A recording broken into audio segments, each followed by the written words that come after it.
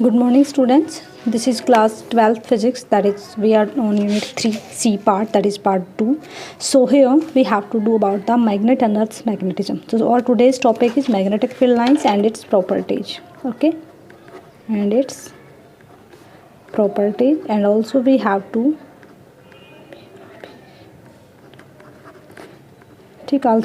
learn about magnetic dipole and its strength, and some derivations also we have to do. So welcome student, this is your channel, that is constructive physics. Now it's the time to construct your physics in your own way. So students, today now we will start our topic. So here, according to Faraday is saying to us what? Faraday is saying to us कि magnetic field lines is an imaginary curve, the tangent to which at any point give us direction of magnetic field. Magnetic field line basically क्या है बेटा? Magnetic field line basically आपकी क्या है? Imagine curve है, means कि they are not really exist, they are just imagination. ठीक है, तो they are just only imaginary curve, the tangent to which at any point gives a direction of magnetic field lines. वो हमें क्या देती हैं? किसी भी पॉइंट पे हमें उसकी डायरेक्शन देती हैं. ठीक है, और उसके बाद क्या है?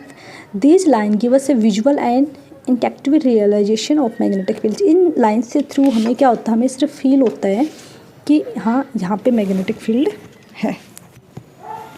ठीक है बेटा, तो इसके थ्रू हम क्या करते हैं? फील करते हैं कि यहाँ पे मैग्नेटिक फील्ड है. Okay, so suppose this is a magnet that is north pole and this is the south pole. So the by using magnetic compass needle we can experience the torque due to magnetic field. ठीक है, सो इस पे हमें इसका पता चल जाता है. तो the torque acting on compass needle line in direction of P.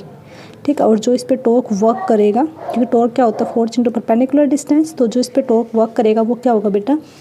वो उसी डायरेक्शन के अलोंग, जिस डायरेक्शन के अलोंग मैग्नेटिक फील्ड है. ठीक है, तो the path along which the compass needle aligned is called magnetic field lines. Magnetic field lines क्या होती है? जिस पाथ के अलोंग जो कंपास नीडल जिसको फॉलो करेगी. या आपने कभी 9th क्लास में जब आप थे शायद आपने प्रैक्टिकल किया भी हो, या 10th में क्या होगा. ठीक है, अदरवाइज आप भी कर सकते हो स्कूल में जाके लैब्स में. वहाँ पे आप एक मैग्नेट लो और उसके साइड में कंपास रखते जाओ, तो जब कंपास जिस डायरेक्शन को फॉलो करता चला जाएगा ना, वहीं उसकी क्या होंगी? मैग्नेटिक फील्ड लाइंस होंगे. So these are the magnetic field lines followed by a magnet. Suppose this is a magnet that is north pole and south pole. So the magnetic field lines arise from the north and they are come back to the south pole. This is the direction of magnetic field line. ठीक है, and outer side the direction of magnetic field is north to south pole and inner side the direction is south to north pole. Okay, तो आपको ये ध्यान रखना है कि directions क्या रहेंगी. ठीक है बेटा, तो जो मैग्नेटिक फील्ड लाइंस है वो एक बार मैग्नेट की वजह से ऐसे होती हैं, और जो सोलेनोइड होता है करंट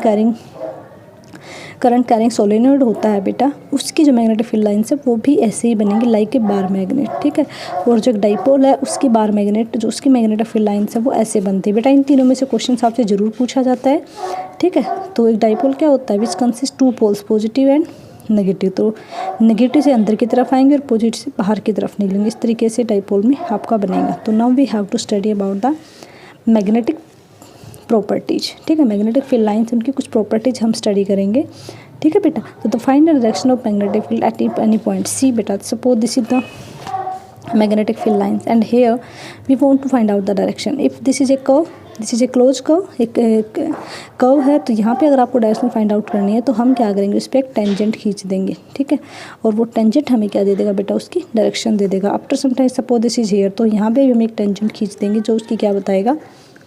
डायरेक्शन बताएगा एट दैट पॉइंट. क्लियर? तो डायरेक्शन के लिए हम क्या करते हैं? टेंजेंट यूज़ करते हैं. Find the direction of magnetic field lines. Magnetic field अगर आपको ये पता करना है कि इस टाइम पे मैग्नेटिक फील्ड किस डायरेक्शन में जा रहा है, तो हम क्या करेंगे? वहाँ पे एक टेंजेंट ड्रॉ कर देंगे. ठीक है, in the direction of towards south की साइड. क्लियर? तो at any point tangent to magnetic field lines represent direction of magnetic field at that point. ठीक है, तो जिस साइड टेंजेंट जाएगा उसी साइड क्या हो जाएगा? उसका डायरेक्शन हो जाएगा. ठीक है, और उस पॉइंट पे हमें साउथ की तरफ खींचना है. जो लाइन खींचनी है ना, टेंजेंट खींचना है. देखो आपने यहाँ पे हमने जो यहाँ पे टेंजेंट खींचा हुआ है वो साउथ की तरफ है. देखो हमें उसका जो एरो है ना वो साउथ की तरफ लेकर रखना है. सपोज अगर आप यहाँ को पता है तो आप ऐसे टेंजेंट खींचोगे जो साउथ की तरफ इंडिकेट करेगा. ठीक है, और इससे हमें क्या पता चल जाएगा कि मैग्नेटिक फील्ड किधर हो रहा है. कभी भी दो मैग्नेटिक फील्ड लाइन्स एक दूसरे को इंटरसेक्ट नहीं करती बेटा, बिल्कुल भी. अगर मान लो आप यहीं कहो कि दो मैग्नेटिक फील्ड लाइन है, एक हमने ये कंसिडर कर ली, एक यहाँ पे ये कंसिडर कर ली, तो इधर को इंटरसेक्ट कभी नहीं कर सकते बेटा, क्योंकि एक ही पॉइंट पे दो टेंजेंट नहीं हो सकते। हम सपोज कर भी लें कि एक लाइन मान दो, तो क्या एक पॉइंट पे किसी बंदे की दो डायरेक्शन हो सकती हैं? नहीं हो सकती ना। सो इसलिए हम ये हमेशा ये कहते हैं कि दो मैग्नेटिक फील्ड लाइन से नेवर इंटरसेक्ट ईच अदर। ठीक है। अब कह रहा है outside the body of magnet direction of magnetic field lines is from north to south pole. जो बॉडी के बाहर होगा वहाँ पे डायरेक्शन क्या होगी? नॉर्थ टू साउथ पोल रहेगी। ठीक है। और जो magnitude of magnetic field at any point, जो मैग्नीट्यूड है, जो टोटल वैल्यू है मैग्नेटिक फील्ड की किसी भी पॉइंट पे, वो क्या होंगी? Number of field lines passing normally through unit area around that point. ठीक है। उस एरिया में, पर्टिकुलर एरिया में कितने मैग्नेटिक फील्ड ऑफ लाइन पास हो रही है, वहीं उसका क्या होगा? Magnetic field line. सपोज करो हमने यहाँ पे एक एरिया सेलेक्ट किया और एक यहाँ पे सेलेक्ट किया, ये एरिया A1 है, ये एरिया A2 है, तो यहाँ पे देखो कितनी मैग्नेटिक फील्ड लाइंस पास हो रही है पर्टिकुलर इसमें? 3, तो इसका मैग्नेटिक फील्ड क्या होगा? ज़्यादा होगा। और यहाँ पे मैग्नेटिक फील्ड लाइंस है ही नहीं, तो यहाँ पे मैग्नेटिक फील्ड क्या हो जाएगा? Approximate to 0। अगर सपोज मैं एक और लाइन ले लो तो इसमें से एक ही पास हो, इसका भी मैग्नेटिक फील्ड क्या हो जाएगा? तो हमें ये देखना होता है किसी पर्टिकुलर एरिया में से कितनी मैग्नेटिक फील्ड लाइंस पास हो रही हैं, तो जितनी मैग्नेटिक फील्ड लाइंस पास होंगी वहीं उसका क्या होगा बेटा? Magnitude of magnetic field. ठीक है बेटा। चलो, इसके बाद क्या कह रहा है आपका कि जो अगर आपकी जो मैग्नेटिक फील्ड लाइंस अगर वो क्राउडेड है, मतलब जहाँ पे भी नैरो होंगी वहाँ पे स्ट्रॉन्ग मैग्नेटिक फील्ड होगा, और जहाँ पे मैग्नेटिक फील्ड लाइंस दूर होंगी वहाँ पे वीक मैग्नेटिक फील्ड होगा। जैसे मान लो आप ये वाला एरिया सेलेक्ट करो तो यहाँ पे ज़्यादा नैरो है, तो ये क्या हो जाएगा? Strong magnetic field. और यहाँ पे देखो एक ही मैग्नेटिक फील्ड लाइन है, तो ये क्या हो जाएगा? Weak magnetic field. ठीक है बेटा। अब देखो the magnetic field lines of magnet for solenoid with current carrying solenoid form close continue loop. ठीक है। जब हम मैग्नेट सोलेनोइड के लिए मैग्नेटिक फील्ड लाइंस बनाते हैं, ये हमने आपको पहले भी कराया, वहाँ पे आप इसको अच्छे से देख भी सकते हो, तो वो हमेशा क्या करेगा बेटा? एक क्लोज कंटिन्यू लूप बनाएगा। ठीक है। Magnetic field line have tendency to contract longitudinally.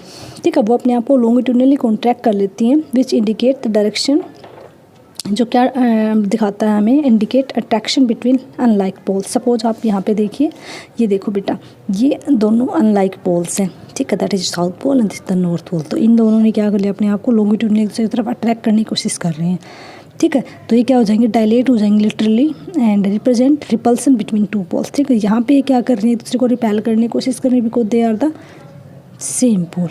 ठीक है। और यहाँ पे अगर डिफरेंट पोल है तो they try to attract each other. कुछ पॉइंट्स जो आपको नोट डाउन करने हैं कि magnetic field lines exist inside every magnetize material. कोई भी मैग्नेटाइज मटेरियल होगा आपके पास, चाहे वो आपने आर्टिफिशियल बना रखा हो, चाहे वो नेचुरली हो। ठीक है। वहाँ पे हमेशा मैग्नेटिक फील्ड लाइंस एग्जिस्ट करेंगी। If in a region no magnetic field line that is there is no magnetic field. ठीक है। वहाँ पे अगर कोई मैग्नेटिक फील्ड नहीं है तो वहाँ पे कोई भी मैग्नेटिक फील्ड नहीं होगा। ठीक है। तो magnetic field lines are imaginary, they can map using small compass needle. ये इमेजिनरी लाइन है, इनको हम कंपस नीडल लेकर क्या कर सकते हैं? ड्रॉ कर सकते हैं। ठीक है। ओके। सो बेटा now this is our next and most important topic, that is magnetic dipole. हम इलेक्ट्रिक डाइपोल भी पढ़ चुके हैं पहले। अगर आपको वो वाला कंसेप्ट बहुत अच्छे से क्लियर है बेटा, तो ये आपको बड़ा ईजिली समझ आएगा, बिकॉज उसी का रिपीटिशन है बेटा इसके अंदर। ठीक है। So what is magnetic dipole? A magnetic dipole consist of two unlike poles. ठीक है। दो अनलाइक पोल्स हैं, मतलब different poles like south and north of equal strength. Strength दोनों के इक्वल है। स्ट्रेंथ को हम किससे शो कर रहे हैं? एम से। M is the strength of the pole, M is the strength of the pole and separated by a small distance. ठीक है। वो एक स्मॉल डिस्टेंस के साथ सेपरेट है। वो सपोज करो वो डिस्टेंस हमने क्या मान ली? 12। ठीक है। वो डिस्टेंस हमने क्या मान ली? 12। Suppose these are the two poles, that is different pole, south pole and north pole. ठीक है। This is the strength of the magnetic dipole. ठीक है। This is the length between the two poles, और this is the suppose this is the centre, that is O. ठीक है। चलो, तो अब यहाँ पे जो इसका मैग्नेटिक डाइपोल मोमेंट होगा वो क्या हो जाएगा बेटा? और मैग्नेटिक डाइपोल मोमेंट आपका हो जाएगा product of this and this. देखो बेटा, जब आपको मैंने गोस थ्योरम करवाई थी, वहाँ पे जब मैंने इलेक्ट्रिक डाइपोल पढ़ाया था, तो जब हमने आपको इलेक्ट्रिक डाइपोल कराया था उसमें भी हमने ऐसे ही दो चार्ज लिए थे, दैट इज क्यू। ठीक है। Minus Q plus Q. यहाँ पे हमने एक सेंटर पॉइंट माना था और टोटल डिस्टेंस को 2a माना था। तो यहाँ पे मैग्नेटिक फील्ड आपने लिया था p, magnetic moment, electric moment, वो क्या था? q 2a। तो यहाँ पे भी आपका वही रहेगा। यहाँ पे चार्ज नहीं, यहाँ पे किसकी बात हो रही है? पोल्स की बात हो रही है, पोल्स की स्ट्रेंथ की बात हो रही है, टू और उसकी क्या है डिस्टेंस। और इस मैग्नेटिक फील्ड को हम किससे रिप्रेजेंट कर रहे हैं, इसमें मैग्नेटिक फील्ड को हम रिप्रेजेंट कर रहे हैं एम से, ठीक है। That is the magnetic dipole moment, ठीक है बेटा, ओके। तो देखो बेटा ये यहाँ पे क्या आपका magnetic dipole moment, this is the strength of इधर डाइपोल, मतलब दोनों की स्ट्रेंथ अलग है, और this is the magnetic length. तो मैग्नेटिक डाइपोल मोमेंट क्या होता है बेटा, it is the product of strength of इधर पोल, मतलब उनकी जो स्ट्रेंथ है उसकी और जो उनकी मैग्नेटिक लेंथ है उसकी क्या है, दोनों की प्रोडक्ट है। उसकी यूनिट क्या हो जाएगी बेटा, joule per tesla, you ampere per metre square, ampere metre square. और मैग्नेटिक फील्ड स्ट्रेंथ की यूनिट क्या होती है, एम्पियर मीटर। ये कुछ पॉइंट आपको नोट डाउन करना है कि जो direction of magnetic dipole moment है, ठीक है, वो डाइपोल में किधर से किधर रहेगी, साउथ टू नॉर्थ। और इलेक्ट्रिकल में क्या होती थी, नेगेटिव टू पॉजिटिव। उसमें यहाँ पे क्या होता है, जब हम इलेक्ट्रिकल में करते थे तो यहाँ पे माइनस क्यू प्लस क्यू होता था, और ये मैग्नेटिक इलेक्ट्रिक डाइपोल मोमेंट की डायरेक्शन होती थी, ठीक है बेटा। समझ आ रहा है आपको अच्छे से, ओके। बड़ा ईजी है बेटा, बहुत अच्छे से समझ आएगा। अब देखो जैसे क्या कह रहे हैं कि हमें निकालना है magnetic dipole moment of A current carrying circular loop, ठीक है। हमारे पास कोई भी करंट कैरिंग सर्कुलर लूप है और उसका हमें क्या निकालना है, मैग्नेटिक डाइपोल मोमेंट निकालना है, ठीक है। तो हमने कोई करंट कैरिंग सर्कुलर लूप ले लिया, ठीक है, ऐसा लाइक ये कोई सर्कुलर लूप है और इसमें करंट फ्लो कर रहा है इस डायरेक्शन में, क्लियर। ये हमारे पास कोई करंट कैरिंग और इसके अंदर ऐसे करंट फ्लो कर रहा है, तो ये कौन सी डायरेक्शन है बेटा, एंटी क्लॉकवाइज। कौन सी डायरेक्शन है, एंटी क्लॉकवाइज। तो ऐसे करंट फ्लो कर रहा है इसमें, ठीक है। और एंटी क्लॉकवाइज के लिए हम इसका मतलब यहाँ पे इधर क्या रहा होगा, नॉर्थ पोल, क्योंकि नॉर्थ पोल ही तो एंटी क्लॉकवाइज जाता है, ठीक है। तो ऐसे, ठीक है। और इधर इसका, तो आप ये बताओ, ये इसका अपर फेस है, ऊपर है, और ये इसका नीचे वाला फेस है, क्लियर। ये इसका ऊपर वाला फेस है और ये इसका वो नीचे वाला फेस है। तो इसमें ऐसे करंट फ्लो कर रहा है। अब अगर करंट ऐसे फ्लो कर रहा है तो हमें इसकी डायरेक्शन फाइंड आउट करनी आती है मैग्नेटिक फील्ड की। ये ऊपर की तरफ अपना थंब करो करंट की डायरेक्शन में, ये फिंगर्स क्या शो करेंगे, आपका मैग्नेटिक फील्ड लाइन। तो उसका मतलब इसमें मैग्नेटिक फील्ड लाइन ऐसे बनेंगी। अब यहाँ से अगर करंट जा रहा है तो ऐसे करंट जा रहा है, तो ये आपकी क्या बनेंगी, मैग्नेटिक फील्ड लाइन। अब इधर से करंट क्या करेगा, वापस आएगा, ठीक है। तो ये आपकी बनेंगे ऐसे मैग्नेटिक फील्ड लाइन। तो देखो बेटा इस तरीके से मैग्नेटिक फील्ड जनरेट हो जाएगा। तो ऊपर नॉर्थ पोल हो जाएगा, नीचे इसका साउथ पोल होगा, क्योंकि साउथ को हम क्लॉकवाइज से दिखाते हैं, ठीक है बेटा। तो आप ये देखो, the current carrying loop behave as a system of two equal and opposite pole. तो आपने यहाँ पे देखा कि ये कैसे बिहेव कर रहा है, एक डाइपोल की तरह बिहेव कर रहा है, जहाँ पे दो पोल हैं और एक डिस्टेंस से सेपरेट है। So it is a magnetic dipole, ठीक है। तो एक करंट कैरिंग सर्कुलर लूप, जो इस तरीके का एक सर्कुलर लूप है जिसमें करंट फ्लो हो रहा है, तो वो कैसे बिहेव कर रहा है, वो एक मैग्नेटिक डाइपोल की तरह बिहेव कर रहा है, जिसमें यहाँ पे नॉर्थ पोल हो गया है और यहाँ पे साउथ पोल एग्जिस्ट हो गया और एक इनके बीच में डिस्टेंस क्रिएट हो गई है। तो कैसे बिहेव कर रहा है बेटा, ये एक मैग्नेटिक डाइपोल की तरह बिहेव कर रहा है, क्लियर। तो बेटा एम क्या है, इसका मैग्नेटिक डाइपोल मोमेंट है करंट लूप का। इसका लूप बेटा ऐसी शेप की बॉडी को, जो सर्कुलर शेप की बॉडी से को लूप बोल रही है बेटा। ये आई क्या है बेटा, इसमें से करंट पास हो रहा है और एरिया क्या है, एनक्लोज बाय द लूप, जो इसका ये और एरिया है बेटा टोटल, जो बीच का एरिया है ना इसका, ये इसको बोल रहे हैं इसका एरिया, ठीक है। तो जो मैग्नेटिक फील्ड स्ट्रेंथ है बेटा इसकी, वो किसके इक्वल होगी बेटा, directly proportional to the current. जितना करंट उतनी मैग्नेटिक फील्ड स्ट्रेंथ हो जाएगी इसकी, उतना इसका डाइपोल मोमेंट हो जाएगा। और अभी इसका एरिया इतना है, इससे ज़्यादा हो जाएगा, इससे भी ज़्यादा हो जाएगा, तो वो उसके डायरेक्टली प्रोपोर्शनल होगा। तो दोनों इक्वेशन से हम क्या कह सकते हैं बेटा, M is directly proportional to I. इसको हटाने के लिए हमने यहाँ पे कॉन्स्टेंट ले लिया, दैट इज के द कॉन्स्टेंट प्रोपोर्शनलिटी, सपोज, ठीक है, दिस इज 1। अगर इसको 1 कंसिडर कर लेते हैं तो ये क्या हो जाएगा, M is equal to I A. This is the magnetic dipole moment of a circular loop, ठीक है। इसको हम आगे जाके यूज करेंगे बेटा आगे कंसेप्ट्स में। ऐसा ही सिस्टम में अपने आर एन आई की यूनिट क्या होती है, एम्पियर, एरिया की क्या होती है, मीटर स्क्वायर। तो मैग्नेटिक डाइपोल मोमेंट की क्या हो जाएगी, एम्पियर मीटर स्क्वायर। अगर मान लो यहाँ पे एक तो जैसे, अब तो जैसे है कि सिंगल टर्न है, अगर ऐसे एन चूड़ियाँ हों हमारे पास, मतलब एन टर्न्स हों, तो हम क्या करेंगे, तो एन टर्न्स के लिए हम क्या करेंगे बेटा, यहाँ पे एन लगा देंगे। जैसे कि मान लो ये 1 थी, अब 2 हो गई, ऐसे करके 1 2 3 4 5 बहुत सारे टर्न्स हो जाएंगी ना। तो अगर एन टर्न्स हो जाए हमारे पास ऐसे ही, तो हम क्या कहेंगे उसको, M is equal to N I A, ठीक है। तो this equation valid for planar current loop of any shape and size, ठीक है। जो प्लेनर, जो एक प्लेन मतलब जो 2D के अंदर होती है, उनके अंदर ये इक्वेशन वैलिड है। इसको वेक्टर फॉर्म में लिखोगे तो हम वेक्टर लगा देंगे, that is an I A. So this is the magnetic dipole moment of A current carrying circular loop. एक करंट कैरिंग सर्कुलर लूप कितना मैग्नेटिक डाइपोल मोमेंट एग्जिस्ट करेगा वो हमने फाइंड आउट कर लिया है। वो कितना होगा बेटा, M is equal to N I है, मतलब जो एरिया हमें मैटर करेगा और उसमें से कितना करंट फ्लो कर रहा है वो मैटर करेगा। ठीक है बेटा, is it clear to you? ठीक, चलो हम आगे करते हैं। Okay now this is very important derivation. Magnetic field strength हमें निकालनी है at any point on coaxial line of a bar magnet. ठीक है, बहुत आप ये कहोगे इतना इजी है, क्योंकि आपने जब ये इलेक्ट्रोस्टैटिक में किया था तो वहाँ पे हमने जो किया था सेम वही प्रोसेस हमें फॉलो करनी है। ठीक है बेटा, तो हमने यहाँ पे क्या किया है, देखो सपोज करो हमने यहाँ पे एक बार मैग्नेट लिया है, ये हमने बार मैग्नेट ले लिया। हम सपोज कर रहे हैं, जस्ट इमेजिन कर रहे हैं कि ये हमने एक बार मैग्नेट ले लिया है। ठीक है बेटा, ये एक बार मैग्नेट है। इस बार मैग्नेट का सपोज करो ये इसका साउथ पोल है, ये वाला। ठीक है, और ये इसका क्या है, नॉर्थ पोल है। ओके, तो हमने देखा कि साउथ पोल है, नॉर्थ पोल है। अब यहाँ पे हमने इसका साउथ और नॉर्थ पोल सपोज करो ये बना दिया आपने, साउथ और नॉर्थ पोल। तो मैग्नेटिक मूवमेंट की डायरेक्शन तो इधर हो जाएगी, साउथ टू नॉर्थ। अब जो इनकी स्ट्रेंथ है, दोनों की स्ट्रेंथ हम मान लेंगे। दोनों की स्ट्रेंथ हमने मान ली कि ये हमने एक सेंटर पॉइंट लिया। ठीक है, ये हमने एक सेंटर लाइन ली, एक्सिस लिया, this is X axis and this is Y axis. ये हमने सेंटर पॉइंट माना ओ, दिस इज ओ।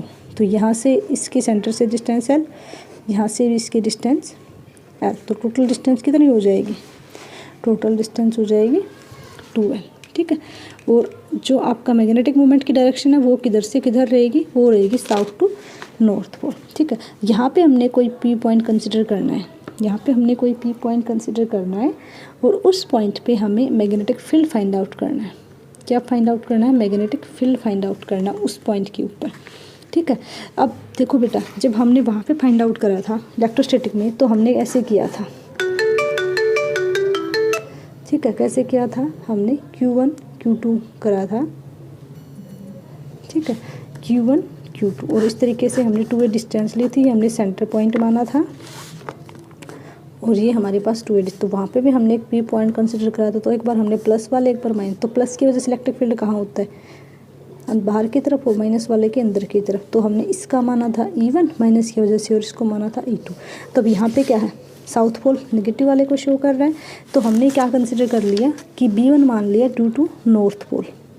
ठीक है, B1 मैग्नेटिक फील्ड हमने नॉर्थ पोल की वजह से ले लिया और B2 मैग्नेटिक पोल हमने साउथ पोल की वजह से लिया। वैसे आप इसको ऐसे भी शो कर सकते हो, BN और BS, वो आपकी चॉइस है, इससे कोई फ़र्क नहीं पड़ेगा। ठीक है, सो हमने इसमें मैग्नेटिक फील्ड कंसिडर कर लिया, that is B1 and this is B2। तो B1 हमने माना है due to north pole. B1 किसकी वजह से है, नॉर्थ पोल की, और B2 किसकी वजह से है, साउथ पोल। एक बार आपको जो स्टार्टिंग में एडजस्ट करना है ना बेटा, स्टार्टिंग में जो इमेजिन करना वही कर लो, बार बार इसको चेंज करोगे ना कंफ्यूज हो जाओगे। ठीक है, और जो सेंटर है हमारा, सेंटर और इसके बीच की डिस्टेंस हमने मान ली, इस पॉइंट के बीच की और सेंटर के बीच की डिस्टेंस मान ली हमने r, क्योंकि सेंटर से हम इससे डिस्टेंस कितनी लेके आए हैं बेटा, r लेके आते हैं। समझ गया अब आप? ठीक है, तो बेटा देखो हमने यहाँ पे एक बार मैं आपको बता देती हूँ, B1 is the magnetic field eight point P। इस P पॉइंट पे B1 क्या है, मैग्नेटिक फील्ड है ड्यू टू नॉर्थ पोल। ये किसकी वजह से है, नॉर्थ पोल की वजह से है, क्योंकि नॉर्थ से हमेशा बाहर की तरफ निकलती है और साउथ अंदर की तरफ जाता है। और ये किसकी वजह से, B2 साउथ पोल। ठीक है, M क्या है, पोल स्ट्रेंथ ऑफ बोल द पोल्स, दोनों पोल्स की अपनी अपनी स्ट्रेंथ है। R क्या है, बिटवीन सेंटर एंड P के बीच में डिस्टेंस है। ठीक है, B क्या है, नेट मैग्नेटिक फील्ड। तो टोटल मैग्नेटिक फील्ड अगर हम निकालेंगे तो क्या हो जाएगा, B1 प्लस B2। ठीक है, अब ये देखो B1 इधर जा रहा है, B2 इधर जा रहा है, तो ओवरऑल जो मैग्नेटिक फील्ड हम कंसिडर करते हैं बेटा वो क्या हो जाएगा, B1 प्लस B2। ठीक है, total magnetic field B1 plus B2 हो जाएगा। बट यहाँ पे हमने लिखा है, जब वेक्टर फॉर्म में हम इसको लिखेंगे तो क्योंकि ये है ना अपोजिट डायरेक्शन में, B1 इधर जा रहा है, B2 इधर जा रहा है। अब आप ये कहोगे कि मैंने है ना B1 माइनस B2 ही क्यों किया, B2 माइनस B1 भी तो हो सकता था, बिल्कुल हो सकता था, इसमें कोई भी बुराई नहीं है। अब यहाँ पे ध्यान से देखो बेटा। ठीक है, अब हमें पता है, हमने पढ़ा था F is equal to mu naught upon 4 pi M1 M2 by R square, ये हमने पढ़ा था। ठीक है, जो हम फोर्स फाइंड आउट करते हैं मैग्नेटिज्म में। ठीक है, Coulomb's law in magnetism form. तो जब हमने यहाँ पढ़ा था तो हमने यहाँ पे देखा था कि जो फोर्स है ना, या जो मैग्नेटिक फील्ड है वो इन्वर्सली प्रोपोर्शनल है R स्क्वायर के। अब आप ये देखो यहाँ पे जो डिस्टेंस है, ठीक है, यहाँ से, जो नॉर्थ और इसकी पी पॉइंट की डिस्टेंस है वो क्या है, कम है। तो अगर नॉर्थ पोल वाले की डिस्टेंस कम है, अगर नॉर्थ पोल वाले की डिस्टेंस कम है तो इसका मतलब इसका मैग्नेटिक फील्ड ज़्यादा होगा, ठीक है। और नॉर्थ पोल वाले जिनकी B2 क्या होगा, बड़ा होगा। और देखो आप यहाँ से जो ये है आपकी साउथ से डिस्टेंस है वो क्या है, डिस्टेंस ज़्यादा है। अगर डिस्टेंस ज़्यादा है तो मैग्नेटिक फील्ड कम होगा, तो B1 क्या हो जाएगा अपना, कम हो जाएगा। इसलिए यहाँ पे हमने B2 को ज़्यादा कंसिडर किया, B1 को कम कंसिडर करा है, ठीक है। तो अगर ये यहाँ पे कम हो जाएगा तो ओवरऑल जो फोर्स ऑफ अट्रैक्शन जाएगा वो किस साइड जाएगा, वो इस पॉइंट पे जाएगा। इसलिए हम इसको क्या रखेंगे, B1 माइनस B2, इसको इसमें से माइनस कर देंगे। तो हम इसका मोड ले लेंगे B1 माइनस B2। तो B1 की वैल्यू क्या हो जाएगी, μ0/4 पाई m पाई r माइनस l का स्क्वायर। अब देखो कैसे B1 की वैल्यू निकालनी है इसमें, इसकी वैल्यू आपको निकालनी है बेटा, ठीक है। यहाँ पे ये B1 पॉइंट है, तो B1 किसकी वजह से हो रहा है बेटा, B1 हो रहा है आपका नॉर्थ पोल। तो यहाँ पे देखो B1 ये नॉर्थ पोल रहा, तो सेंटर से देखो टोटल कितनी है R, यहाँ से देखो टोटल कितनी है ये R, ठीक है। और नॉर्थ पोल की वजह से यहाँ पे ये कितना डिस्टेंस आ जाएगा, क्योंकि ये L है इतनी, तो ये B और इसके बीच की डिस्टेंस कितनी आ जाएगी, R माइनस L, ठीक है। तो ये R माइनस L का स्क्वायर हो जाएगा। फिर हम B2 निकाल लेंगे। तो B2 देखो बेटा, जब B2 कैसे निकालो तो यही पॉइंट और ये तो साउथ, और ये देखो सेंटर से तो R हो गया और ये L और जोड़ दो इसके अंदर, टोटल साउथ की कितनी हो जाएगी, R प्लस L का स्क्वायर। तो हमने B1 निकाला, क्या हो जाएगा, μ0/4 pi m by r minus L का स्क्वायर, ये this is equation 2, and μ0/4 pi m by r plus L का स्क्वायर, दिस इक्वेशन 3। इन दोनों इक्वेशंस को हम इसमें पुट कर देंगे, ठीक है। तो चलो अब इसको हम इसमें पुट करते हैं। तो हमारे पास टोटल मैग्नेटिक फील्ड क्या हो जाएगा, μ0/4 पाई हमने कॉमन ले लिया, 1/r माइनस L का square minus 1 plus r plus L का स्क्वायर, ठीक है बेटा। अब हम इसको क्या करते हैं, μ0/4 पाई रखते हैं, ये हम कॉमन ले लेते हैं, ठीक है। तो a माइनस बी का स्क्वायर प्लस बी का स्क्वायर क्या हो जाएगा, ए स्क्वायर माइनस बी स्क्वायर, यानी कि r square minus L square का होल स्क्वायर। तो ये को आएगा तो यहाँ पे क्या आ जाएगा, r प्लस L का square minus r minus L का स्क्वायर। अब इसको आप तोड़ोगे तो क्या हो जाएगा, ए इसकी आइडेंटिटी होगी ना, a प्लस बी का होल स्क्वायर। ये किसकी आइडेंटिटी है, a प्लस बी का होल स्क्वायर। ये क्या होता है, a square plus B square plus 2ab। तो ये हो जाएगा r square plus L square plus 2LR minus r square plus L square minus 2LR। जब ये माइनस अंदर जाएगा तो ये माइनस का, ये भी माइनस का और ये प्लस का, और अपोन में क्या रहेगा, r square minus L square का होल स्क्वायर। तो बेटा देखो यहाँ से ये कट जाएंगे, तो यहाँ पे क्या बचेगा, 4LR upon r square plus L square का होल स्क्वायर। अब हमें मैग्नेटिक फील्ड निकालना है, तो हमें मैग्नेटिक फील्ड निकालना है किसके टर्म में निकालना है, ठीक है। तो हमें मैग्नेटिक फील्ड निकालना है बेटा इसकी मैग्नेटिक मोमेंट की टर्म में, ठीक है। तो हमारे पास क्या आ चुका है, हमारे पास आ चुका है μ0/4 पाई, ठीक है, m जो हमारा मास था 4LR r square minus L square. अब इसको हम तोड़ देंगे अलग अलग पार्ट्स में। तो इसको हम तोड़ेंगे तो इसको हम क्या लिख सकते हैं बेटा, μ0 इंटू, तो 4 को हम 2 इंटू 2 में लिख सकते हैं ना, तो 2m into 2L into r, ठीक है। और m इंटू 2L क्या होता है, ये क्या होता है, मैग्नेटिक डाइपोल मोमेंट होता है हमारा। तो 2mr, ये क्या आ गया, magnetic dipole moment 2mr upon r square minus L square. तो ये हमारा एक्सप्रेशन था, ठीक है। जब हम उसके एक्सिस पे कोई पॉइंट रखेंगे मैग्नेटिक डाइपोल के, और तब हम मैग्नेटिक डाइपोल मोमेंट निकाल लेंगे। इसको वेक्टर फॉर्म में हम क्या लिख सकते हैं, μ0/4 पाई 2mr r square minus L square का होल स्क्वायर। अब हमारा इसका एक केस स्टडी करते हैं। केस क्या कह रहा है, if r is greater than L, ठीक है। जब मैग्नेट अगर काफ़ी शॉर्ट हो जाएगा तो r काफ़ी बड़ा हो जाएगा L से, तो हमारी इक्वेशन 4 क्या बन जाएगी। अब r बड़ा L छोटा, इसको हम नेगलेक्ट कर देंगे तो क्या आ जाएगा, r की पावर 4, r से r कैंसिल आउट, तो ये हो जाएगा b is equal to μ0/4 pi 2m by r cube. So this is the magnetic field that we want to find out. So बेटा I think this is very helpful for you, आपको बहुत अच्छे से समझ आया होगा। नेक्स्ट पार्ट में हम करेंगे बेटा magnetic field strength eight A point on equatorial line या प्लेनों पे बार मैग्नेट, ठीक है बेटा। नेक्स्ट पार्ट में हम इसको सोल्व करेंगे। आप इसको एक बार जो हमने अभी कराया उसको अच्छे से ट्राई करना, okay. Thank you so much student, this is very helpful for you. So take care, have a nice day.